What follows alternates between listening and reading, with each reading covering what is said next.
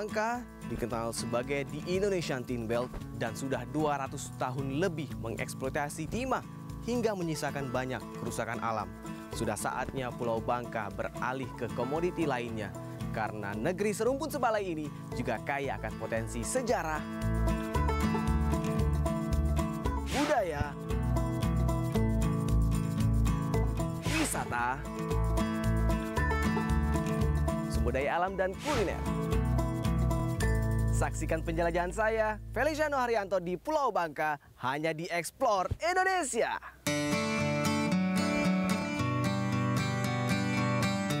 Susu, kopi, bersatu padu di dalam cangkir dan mengeluarkan aromanya yang khas.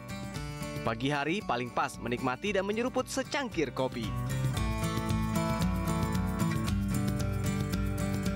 Ditemani roti bakar selai kaya di pagi yang cerah ini dia sarapan saya di warung legendaris di Pulau Bangka.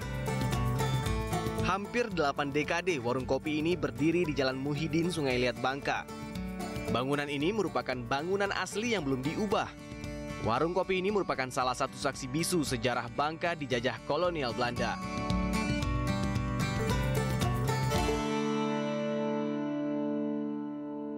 Zaman dulu kan tahun 38 itu zamannya masih Indonesia sebelum merdeka. Ya. Nah, jadi yang minum-minum di sini dari banyak kalangan. Jadi mereka juga minumnya berdasarkan tempat mereka sendiri seperti itu, dan mereka nggak mau dicampur. Dengan pribumi tidak mau campur. Betul. Dengan jadi Tiongkok nggak mau. Ya, jadi kalau contohnya kalau orang Belanda semua seperti itu, ataupun kalau dengan orang pejabat-pejabat, nah mereka mau minumnya dengan pejabat-pejabat aja, jadi berbentuk sekat-sekat seperti itu. Luas ya dulu.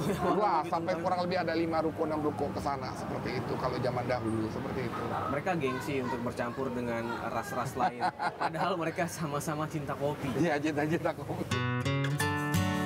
Pemilik Tung Tau sekarang, Teddy, merupakan generasi ketiga. Ia dan keluarganya memiliki peran penting dalam menjaga cita rasa kopinya agar tidak berubah.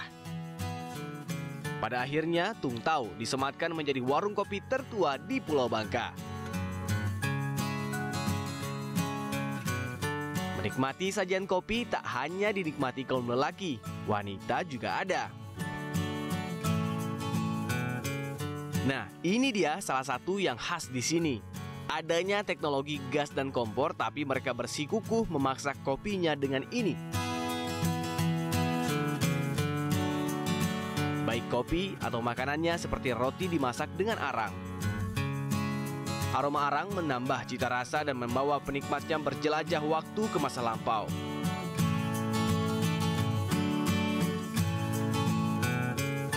Menurut masyarakat lokal, warung kopi sering dijadikan pusat kampanye dari calon petinggi di kursi pemerintahan daerah. Warung kopi juga bisa menjadi pusat informasi dari seluruh kota menggantikan media sosial. Wah, menarik ya?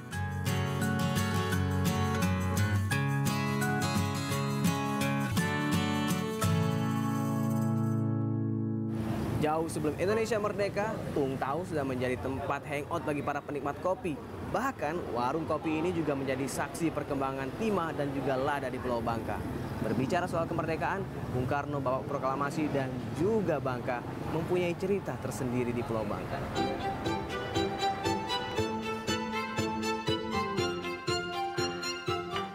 Jas merah, jangan sekali-kali meninggalkan sejarah. Itu adalah pesan dari Bung Karno. Dan bangunan tempat saya ini saat ini adalah salah satu saksi dari pengorbanan perjuangan Bung Karno dan Bung Hatta di Mentok, tepatnya di Bukit Menumbing.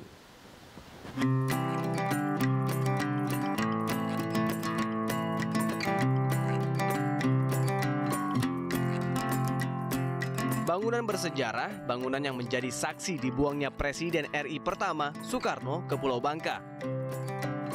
Tak hanya Soekarno, tokoh kemerdekaan lainnya pun pernah diasingkan di bangunan ini. Arsitektur bangunan ini terlihat masih terjaga keasliannya. Pesanggrahan Bukit Menumbing adalah salah satu spot yang wajib Anda kunjungi di Pulau Bangka. Bangunan ini berada di titik tertinggi di Kota Muntok. Dan tempatnya sangat strategis, peninggalan Belanda sekaligus bersejarah. Strategis karena semua pesisir barat terlihat di sini, bahkan Tanjung Kalian dan juga Selat Bangka berada di sebelah sana. Selain itu, ceritanya sangat bersejarah karena Bung Karno dan juga Bung Hatta itu pernah diasingkan oleh Belanda di bangunan ini pada tahun 1949 selama 5 bulan.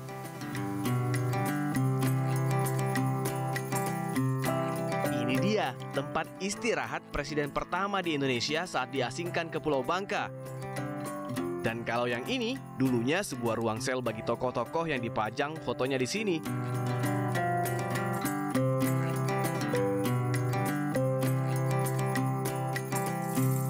Kalau selnya ya mungkin semacam sel besi gitulah ya.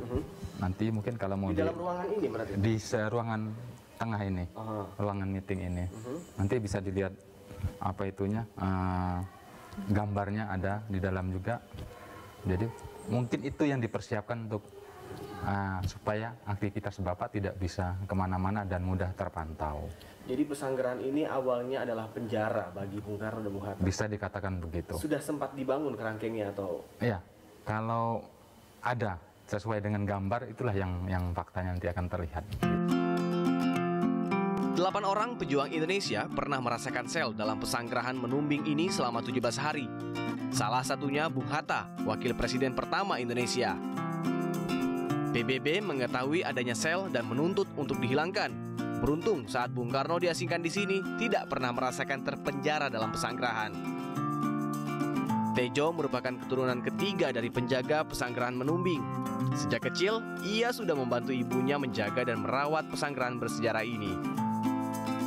Kita tarik ke belakang, saya menggantikan ibu saya. Jadi karena orang tua udah terbiasa, saya pun udah mengikuti ibu itu. Nah, ibu udah mulai sepuh. Istilahnya ibu itu dibilang menyerahkan diri enggak gitu. Cuman kita ada rasa peduli lah. Nah, ibu kondisinya waktu itu sakit.